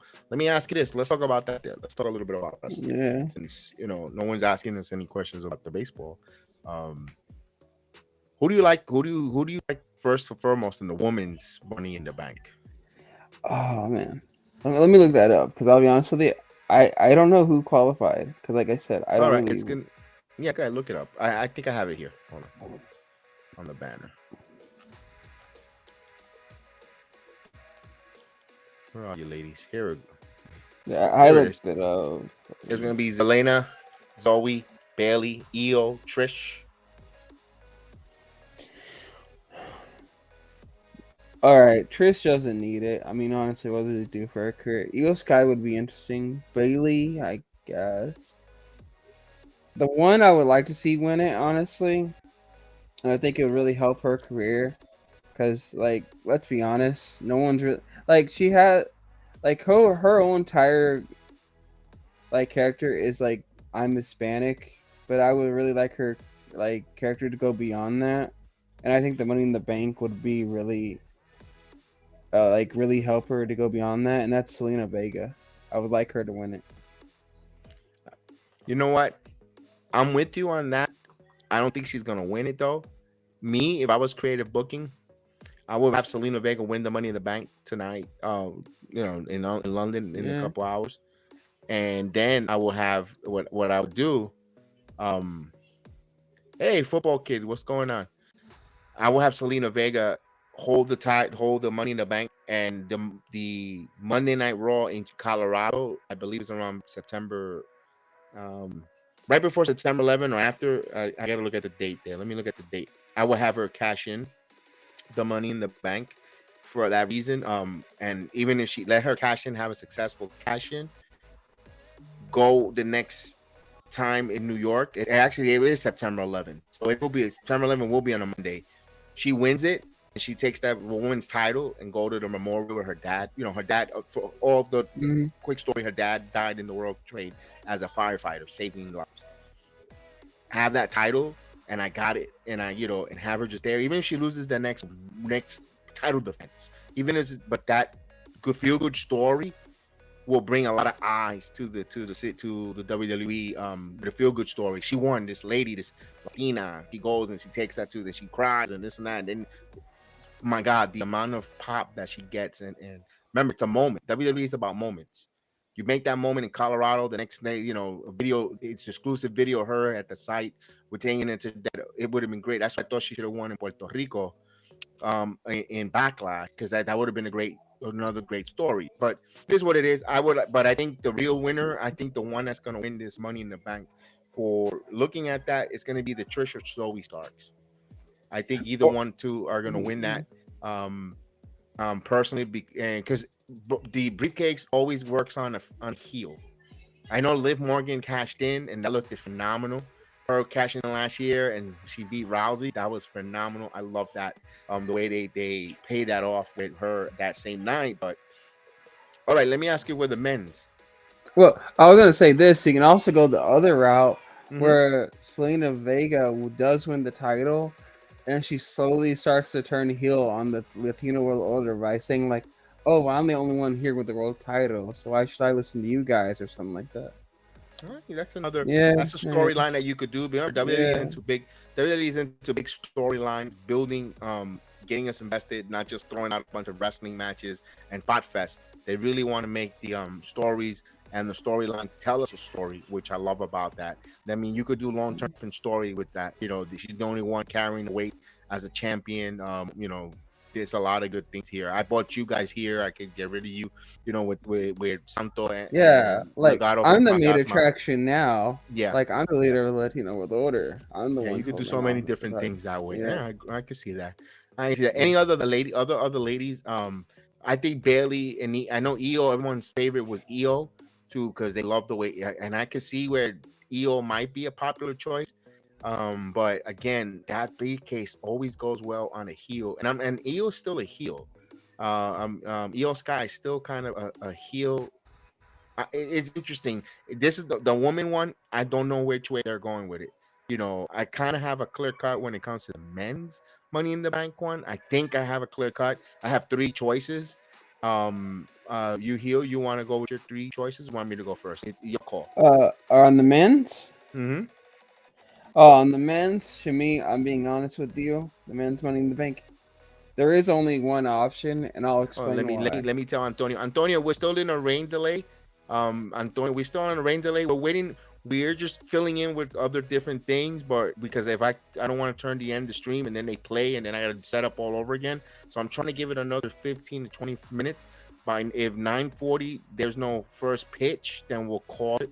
Which most likely they'll tell us will be like 8:40 in Central Time, and they'll tell us. I keep refreshing the Twitter machine to make sure because I don't want to cut the stream and then the game goes, especially since I didn't do any of the Oakland Athletic games either, and we're gonna do Money in the Bank tomorrow, and then I definitely wanted to call in the game with it, but hang in there. I don't know if wrestling is your cup of coffee. We're talking a little. We talked a little bit NBA free agency. If you see anything on there, put it in the chat. If you see anything that happened, we don't know. All Chapman is now a Texas Ranger, so open up. We could write anything in the chat there. We'll highlight it. We'll ask questions. Or get our opinion.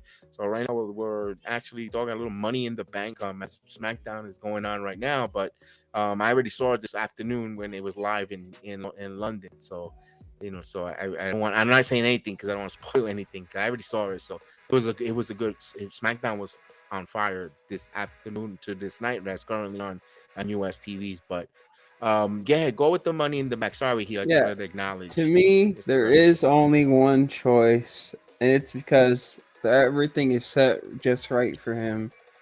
Okay. First off, I'm gonna say this. I know everyone is saying LA Knight has to win it. And that's no. I'm saying no to that. And the good reason is because if he wins it and then he wins the title, people might slowly turn on him. And right now, you don't want to burn the cigar while it's hot, if you know what I'm saying. You want to build that up in the storyline. Yeah, exactly. You want to build that up in the storyline and then save that for a big moment. And like you said, the Money in the Bank fits really good with heels. So who you give it to? Logan Paul. So I would even go as far as to say I would do like a big Money in the Bank spot, like a big finish where it seems like LA Knight's about to win it and everyone's popping, and then Logan Paul comes out of nowhere and just drops him off the ladder and he steals it. And then plus, like I said, Seth Rollins and Logan Paul have history. Imagine that briefcase on the podcast. It gets exposure. And plus, imagine when he does cash it in, it would get so much heat, and it furthers the story between him and Seth Rollins. And then imagine the promo Logan Paul's can cut, being like, "Yeah, there's been celebrities to come in and out of the business, and I get it. People want to talk about David Arquette, but now you can talk about Logan Paul. You finally have a celebrity champion you can be proud of and stuff like that. Like, just imagine the promos and everything you can do with that." No, business sense, business sense, business sense. Logan Paul makes sense. For all those things you just brought out, all those things are perfect. He makes sense business wise. Triple H, although I don't know if the dirt sheets were saying that he's not looking for, he doesn't want, he's not the clear cut favorite in creative, according to Triple H or whatever got leaked out. You could take that with a grain of salt. Logan Paul, you could prolong the out of sight, out of mind with the Money in the Bank briefcase. Whenever, let's say, if it's Seth freaking Rollins have a match and he goes where he's getting his butt kicked, he defends it, since he's an ongoing champion that defends it, and he has a really tough match. Like for instance, again, let's use an example. He goes against a opponent like a Braun, where where the storyline is he has ribs injury. All of a sudden, that's okay there. That's that's stupidity there, Eric. He's it is what it is. He goes out there and when there's like 5 to 10 minutes left in the show, you're looking for that case. Then when you see him come out, fake it, that schmuck look that he has, that with that poop eating grin that he comes out with, people dislike him. Like you said, also, I didn't think about him having the briefcase and showcasing it on the podcast where millions of viewers are watching it. I didn't think about that angle. Good job on that one. Financially, that makes sense. Wise, popularity wise, it's gonna be LA Knight. He just got a new merchandise with a new T-shirt that says "Yeah." He's gonna sell it like hotcakes. The chase there, him carrying the briefcase, because he's a tweener. He's not really a face. He act heelish, but he still sits around and likes to pop from the fans. LA Knight with that phenomenal job there. And my personal favorite will be Damian Priest. Now Damian Priest you could tell they're doing right now. What's the hottest storyline in the WWE right now? It's the Bloodline. That's the soap opera. That soap opera, people love it. Judgment Day's giving you a little bit of a soap opera. Finn, Damian not getting seen eye to eye. Damian wins the Money in the Bank. Maybe Finn wins the world title tomorrow. I'm not saying he will. So just think about that dissension, or that I don't trust you, I already have issues with you. You got the Money in the Bank, right? And you're holding it, but you're champ and you're my buddy and you're my champion. How do I know you're not gonna backstab me and cash it on me? What's up, Jacob? There's three rumors. NXT brand is now featured in the main roster and more even for they merged them. They merged them. Nick Khan mentioned that they're going, NXT now is part of the brand. All three brands, they're going to see the wrestlers interacting with the different brands across there. So I love that there, Mr. Peter. So Damian Priest could build storylines there. Logan Paul makes the most money sense and also Logan Paul could say, I'm not gonna cash this against Roman. I already fought Roman. I know, you know what? I'm not. He's got his own issues. Or even when Roman deals with the Bloodline, kind of Logan Paul trying to be a sneaky. They already wrestled. They had a good match. It wasn't a terrible match. That match with Logan Paul and Roman Reigns was was a good one. Also, he goes, I already beat you, Seth freaking Rollins. I'm gonna take your title in WrestleMania. Mm-hmm. There's a lot. There's so many different stories. This is what WWE does. It makes so many different storylines and so many captivating stories when wrestling is done right, it's a portrait, it's a Mona Lisa, it's a work of art, it's a Rembrandt. But when and right now, creative is doing a perfect job there. I just don't. The only thing that worries me is they're having that civil war between each other when it comes to Vince McMahon feuding with creative control with Nick Khan and Triple H. And I know Vince is a smart dude, but leave the day-to-day creative control to Nick and Triple H, especially Triple H is cooking. You can see that what they're doing there, and they're working hand in hand with NXT with Sean. Right now wrestling in WWE. They're cooking, man. They're on fire. Yeah, yeah, but like, still though, and plus, if Logan Paul, and this is why WWE needs to find a way for Logan Paul to screw LA Knight out of the Money in the Bank. If Logan Paul does screw over LA Knight, that also makes for another storyline where LA Knight gets to pass into the main event scene too. Yes. Uh, and imagine Logan Paul cutting a promo about like how he learned from the Miz on how to win Money in the Bank, but how he's also going to be better than the Miz, how he's going to be better than Seth Rollins, how he's going to be better than everything like that. He just keeps getting massive heat. Then you can have like LA Knight, interfere in this promo and say, "Look here, kid, I'm happy for you," and everything like that. But like, oh, you're the one that screwed me out of that briefcase, and that was my ticket into being, world champions. Now you owe me one, and something like that. You can go with a huge story if you go with, that side of it. Now, if LA Knight just wins it, honestly, that's really lackluster to me because it's like, okay, yeah, once he wins it, cashes it in and all that, that's gonna be great, and it might even get a pop, like really huge pop. But then where do you go for after that? Yeah. You know what I mean?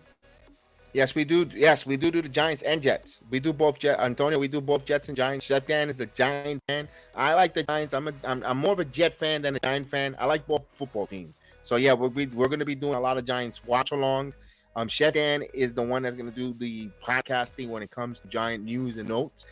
Maybe, but I know he's working right now. So maybe once training camp comes along, I might do some videos on the Giants as well. So yes, we do cover anything New York centric, anything New York Rangers, hockey, Yeah. um, Jets and Giants, Knicks, Yankees. Talk a little bit about Mets, and of course wrestling and of course mixed martial arts, UFC.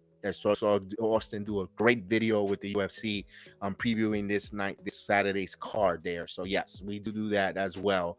Hulk Hogan was my favorite wrestler. Yeah, you know what? I'm a Hulkamaniac too. I grew up in that generation. I grew up in that, the golden age of WWE. When seeing WrestleMania 1, I remember, watching that. That was fun. My grandfather got me, and my grandfather, third, I think it's like third. Now my kids are fourth generation wrestling fans, so we love wrestling. Watching it. I go to NXT on Tuesday nights. Whenever they, love that. Maybe the pleasure to have met some of the NXT wrestlers. That's phenomenal as well. I love wrestling. I mean, wrestling. It's scripted. It's men's soap opera, whatever the case, predetermined outcome. But they're still athletic. Seeing them do those moves there with the moonsaults, the different things, spots there, the suplexes, the way they we're talking art. And wrestling, it's, to me, it's entertaining. It's just a work of art. It's sports entertainment, wrestling. Yeah. It's awesome. Yeah, I always considered it like UFC, but the only difference is you pay for it and you're getting your money's worth. Yeah. Because like UFC, let's be honest, there are some cases where you pay for it, and then the main event can end like in 2 seconds, and you're just like, oh well, I guess that was fun. You're kind of stuck there justifying it to yourself why you paid like 70, sometimes what, $80, at least back in the day. I don't know how you pay for UFC pay-per-views now, but Yeah, it's $99. Maria, it's still yeah. raining, but they haven't officially called it, Maria. They haven't said que no van a jugar. They haven't said they're not going to play yet. I don't know if they're waiting. They're in Central Time, so I'm pretty sure in the next 10 minutes we should find out if they're going to play this game. They probably want to see how much of a if they're supposed to be raining off and on tonight. If there's a window where they can have 2.5 hours or 2 hours of baseball clear, they might want to try to get the game. And remember, the Yankees only come one time to St. Louis. I don't know if they're willing to play a double header. It looks more and more like it's going to be a double header. It looks like this game is going to get rained out, if you ask me. I think a 65% chance it'll get rained out, where it'll put the, where, and that's where it looks like it might go. Boy, the damn Mets have some bad luck. They were leading this game, and Patrick Bailey hits a 3-run homer. Now they trail 5-4 in the top of the 8th inning. Ugh, they can't get these outs to finish to save them. We're just saying, we just mentioned that Aiden. We don't know yet. We're waiting for them to tell us. Once they tell us that, immediately we'll definitely tell you. Once they call it quits, or say it's canceled, we will tell you that. We won't string you along, and we'll definitely end the stream. Well, right now we'll talk a little more Money in the Bank. We're trying to cross a little bit of subjects here with all different wrestling and all different sports. So we did some NBA free agency. Now we're in Money in the Bank, which is tomorrow. Met season is over, Charlie. Met season is over. They're done. They're done. Yeah, I hate to say that. Would love them to be relevant. It kind of helps the competition in New York when both teams are relevant, but they're done. We agree. We like Logan Paul. One, I think the dark horse will be Damian Priest in my case. And LA Knight is the favorite for that Money in the Bank. Yeah, and I think there's a good reason why. We all know Butch is not going to win it. Nah. I mean, even Santos is too. Santos just got there. Yeah, Santos is like one of the flip guys. He's going to do like a super spot or whatever. Now, here's the thing, Heel. Yeah. Here's the thing. I'm not saying it's going to win, but somebody's been on a winning streak for a long, quietly has been being pushed under the radar without putting too much bells and whistles and spotlight. Is Ricochet. Well, Nakamura kind of too. Remember, Yeah. he's in. Yeah, I mean, you could go with Nakamura, but like at the same time, again, does he need it? No. I think his best days are past him here. Ricochet, it's like, do you see him as a main eventer? No. No, I'll be honest with you. No, I don't think so. And Nakamura could be a main eventer, but he's looked like his days are past him. Oh no, he was a main eventer, but like I'm saying, but his best days are behind him, and he just got a remake on his song, by the way. I think Little Uzi remake his song, which Little Uzi Vert, yeah, very hot right now. Aiden, The Perfect Game by Herman was so good. I missed it. I was asleep, but I heard it was good too. I saw the incondensed game. Yeah. Okay, so here we go. We got some news, folks. The New York Yankees Cardinals game has postponed. Day and night doubleheader tomorrow at 1:15 and 6:15. It sucks because we're gonna be doing Money in the Bank, so we're gonna lose 2 games. We'll be doing Money in the Bank. We already have that stream going, and we're gonna do the wrestling. Premium live event only happens once a month, and we have to do that. Ron, salute Ron. So we will be doing that. The game with the Yankees and the Cardinals has been postponed. 8-9 doubleheader at 1:15, so at 2:15 Eastern time, we'll be going on the air for Money in the Bank. And of course, once it finishes, we might not be able. Money in the Bank will follow. It's just going to be too much to set up another stream to do the nightcap. So it's going to be Oakland and man. I'm not going to do most of these. I'm like almost like Michael K. Now like John Sterling, not going on the road trips. So I'm being John Sterling here. Not be able to call the games like John Sterling on the road. That's not true. And plus, if people had to be honest, sometimes when we do the watch-alongs, we have been getting a bit unlucky. If anything, sometimes it's lucky when we don't do the watch-alongs. I mean, at least it seems that way. Yeah. So, who knows? They might win both games tomorrow. But we'll be back. Yes. I got good news for you before you go off the air. Your Dallas Mavericks signed Steph Curry on a 2-year deal. Oh, let's go. So good shooting guard there for you guys. The only problem with Steph Curry is his health, but he will go back play alongside Kyrie Irving. So Steph Curry and Kyrie re-up in Dallas with Luka Doncic. Not bad there for the Dallas Mavericks. So with that said, let's finish the card of Money in the Bank, and we'll I know we'll be back on another one. Yeah, Maria, I'm sorry, Maria. I wanted to call some baseball as well. The weather. I definitely. He used to play for Dallas. Yes, he's back at Dallas there on a 2-year deal. Hmm. Good job for him. Let me. So let's go right to the um women's tag team. Do you think Shayna Baszler and Ronda drops it to Liv and Raquel? Uh, 50-50.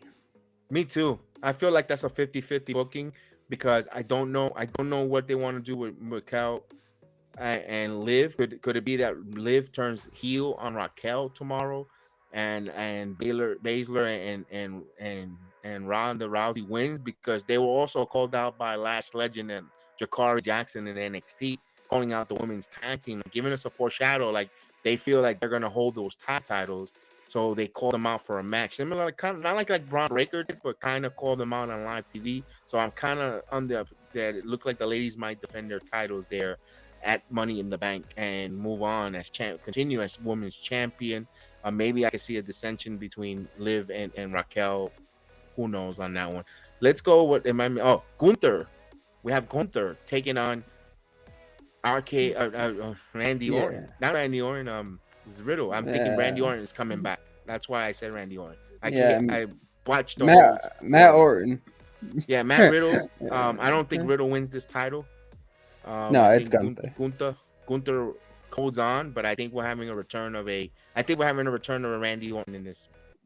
I wouldn't go that far, but if you called that, good job. But yeah, we're gonna have Gunther. I don't. What else? I got the card here. Let me see what else we're missing. Oh, I And got the let me card go. right here. Okay. Anyone we're Yeah, missing? Besides the Cody Rhodes versus there you Dum go, Dum. Dominic. Who do you like in that one? Honestly, I would like Dominic Mysterio to win. He's been literally, besides Roman Reigns, probably the best heel in wrestling. I mean, the guy can't even speak without the crowd booing him. Like I'm not a guy that watches the shows. I watch the clips, and I love watching Dominic clips because like literally every time he's trying to say a word, it's like boo. It's like but boo, and it's just so fun to watch. It's just like he makes wrestling fun. Yeah, Yeah, Aiden. Yeah, we talked. We opened that. We opened about that trade for Chapman going to Texas. That was a good move for Bochy. He's got yeah, a stable manager there with a system there. I think he'll be fine. I think Chapman will do good there in Texas. I think he'll be fine there. I'm thinking to and that match there, Cody loses this match. Dominic gets a cheap victory. Brock Lesnar interferes, cause yep, havoc, and that's how. And Dominic will get a roll up or some kind of a cheap pinning predicament where he'll win, still get the heat from the crowd in London, and they'll dislike him so much there because he's gonna win on a cheapo. Cody won't take away from Cody's steam because it sets up the SummerSlam match between Brock and Cody Rhodes, in my opinion. So yeah, I think Dominic gets the pin, a good one. He goes, I pinned the American Nightmare. yeah. Rather it's by hook or by crook. I think Mm-hmm. Dominic gets the win here. Um, Seth freaking Rollins versus Finn Balor, singles match for the World Heavyweight Championship. I think Seth Rollins retains. Okay. Tomorrow, double header. It will be at 2:15 or 1:15 Central Time, 2:15 Eastern Time, and the second game at 6:15. Both games we won't be able to do it. We'll be doing wrestling, so we won't be doing those baseball games tomorrow, unfortunately, Aiden. So, and I think Severino will still pitch. I don't know if he's gonna pitch game 1 or game 2. And if Cole is in line, boy, what a 1-2 punch for the Yankees there. Game 1 and game 2, Severino and Cole, they should have opportunity, a window there to sweep the doubleheader with those two pitchers. But I don't trust his manager. He'll probably burn the bullpen in game 1, and then in game 2, Cole will struggle again. And hopefully not. Hopefully I'm wrong, but yeah, we'll see there. So it's 2:15 and 6:15 it's 5:15. So because it's an hour, and that's where that. So actually 2:15 and 7:15 doubleheader, double emission doubleheader there for the Yankees and the Cardinals. Personally, I think Rollins wins this title. retains his title Retains. here. Yeah. He'll retain the title, and I think yes, I will fire Boom too immediately, Charlie. Immediately. I think we'll at the end of the match when Rollins is beat the living crap out of, and maybe Judgment Day comes out with a little bit of shenanigans, we'll have a returning Drew McIntyre. But we'll, to all our surprise, McIntyre turns heel. And that'd be great if they put the Money in the Bank match first, and then You this. have to. And then, You have to yeah, heel. yeah, You know and why then you and have then to? what? To get the Because crowd fired up. no, not that too. Because you want to make sure that there might be a cheap cash in at the end of the night. Well, With yeah, yeah, not just that, but also because if this match goes last, or even in the middle of the card, if Seth Rollins retains, I mean, and if they go with like what I said, Logan Paul, imagine mm-hmm. Logan Paul teasing to come out, and he just points to the briefcase. Right, Logan Paul, he's like, "I got you now." right. That's Where I why. want, right? Yeah. That's why you want to put both men and women there because they could tease Hmm. it. You know, although I don't Rhea Ripley's not defending a woman's title there. I don't think so. But she's at the venue. You know, wouldn't be out of the realm they'll tease a title.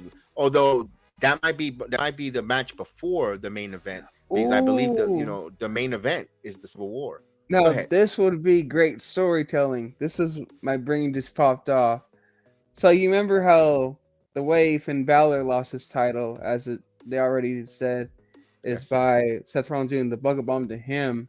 Yes. What if in the middle of the match, so Seth Rollins still wins, but the way Seth Rollins, at least storyline wise, gets hurt is because Finn Balor did the bucket bomb to him. Now in the middle of the match, Seth Rollins still finds a way to win, but Logan Paul cashes in on the same night and capitalizes on that injury, and then Finn Balor walks away laughing at him. Yes. Delvin, That to me, yeah. I just wanted to But read Delvin's real quick. The game has been proposed tonight. Will be tomorrow night at 1. Yes, it'll be 1:15. But those are Central Time, so double check there on Eastern Time. It's telling me because the tweet came out from Central Time, so let me double check on that. With that, so it's going to be 1:15 and 6:15 separate admission double header. So I believe it's 2:15 and 7:15, but I'll double check on there. Before we go off the air, because we're just gonna give our predictions of Money in the Bank, and then we're going yeah, done for the night because we I have he was I think hungry. what I just said, whether they go with it or not, that's phenomenal storytelling. It is, it is, it Yeah, is, it is. Blue Jays lost. Good job on the Blue Jays losing to the Boston Red Sox. Yankees will get a half a game on that. That's a good job there. Yeah, that's a good phenomenal storytelling. Civil War. Who do yep. you like in the Civil War here with the Usos versus Tribal Chief and Solo Sikoa? But before you're gonna give your prediction, I need you to watch SmackDown, at least the last segment of SmackDown before you give your opinion. Tomorrow you could change, but right now, without seeing it, I want you to still see your homework. You need to see SmackDown's last segment with the Tribal Chief, and nothing happened or something. There is things, but then it's gonna change your thoughts or maybe elaborate your I thoughts on watched who the wins. clips. and Yeah, it I'm tells sorry. me like Watch the clips after you get off the stream. Who do you like tonight for the Civil War? I think Solo Sikoa might eat the pin, and then Roman Reigns gets mad at Solo. Okay. Yeah, that's just like where I'm going for right now, because obviously I still been following this feud, and so far this feud has been the Usos somehow get upper hand on Roman, then Solo comes in, and then either Solo gets hit, or just something happens to him with Solo, and I think if Solo just gets pinned and costs Roman the match against the Usos, Roman will be like, "Oh, I see. So, you mean to tell me I let go of my two good Usos and said you're the you're the worst one out of the bunch, basically. You're the one that sucks. Or you tell me I should have kept the Usos the entire time or something like that." Okay. And Basically, and it can. And maybe Roman could shame Solo for like the next couple weeks, and it can be Solo just going on a rampage, trying to destroy the Usos to gain Roman's trust back or something like that. All right. I see that. Yeah. I'm going different. I'm going way different. I'm thinking here. Solo Sikoa gets the pin, beats his brothers, and it's gonna lead for some SummerSlam.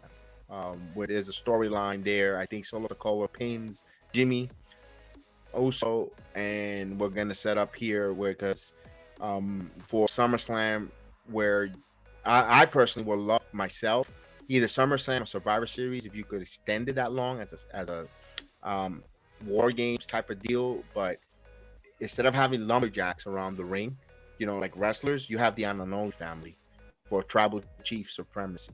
Not only a universal title, but you want tribal chief supremacy. I don't know who it's going to be. Roman Reigns against either Jay, Jimmy, or Solo, or even have a fatal four-way for tribal chief. But your lumberjacks, you have Rosie, you have Rakishi. You could bring other wrestlers from the Alanoli family, Fatu, Sika, Alpha. You could even put Nia Jax, Alva Rain. You could put wrestlers from other that are part of the family, Tamina, as lumberjacks around, and of course they could be in their Samoan gear for some Samoan, lays and you could, and man, that's aesthetically that would look awesome. And the winner of that fatal four-way is your tribal chief or your undisputed universal champion. I don't know if they could do that at SummerSlam or in Survivor Series. One or the other could extend that storyline. I would love that personally. That would be a nice storyline. I think because it would hit people, because who doesn't have a quarrel or disagreement with a family member? I'm not saying you go to some people go to blows, but I'm saying, but you have the family around and the disagreement all together. I think it will resonate to the casuals and the non-wrestling fans, because you're like, damn, you know what, I could relate to that. So that's just my thought there. I think that's how I would like to see that, but I don't know. Who knows it will happen that way. Yeah, and that's the great thing with this storyline, and that's why it's been able to go on for years and years, is because there's so many directions that you can go with the family-like storyline. Yeah, you can even put Sami Zayn part of the lumberjacks out there to see. I'm here to see the divides on that. So, all right, so we're gonna say goodnight here. I know you're hungry here. There's no game, so there's no sense of keeping everyone that came to watch Yankee baseball around. Thank you for giving us a few minutes there to allow us to talk about other sports, NBA basketball, some wrestling here. I know we don't want to continue to bore you with we're gonna talk some football, but the game is being called for, so let's not give any more.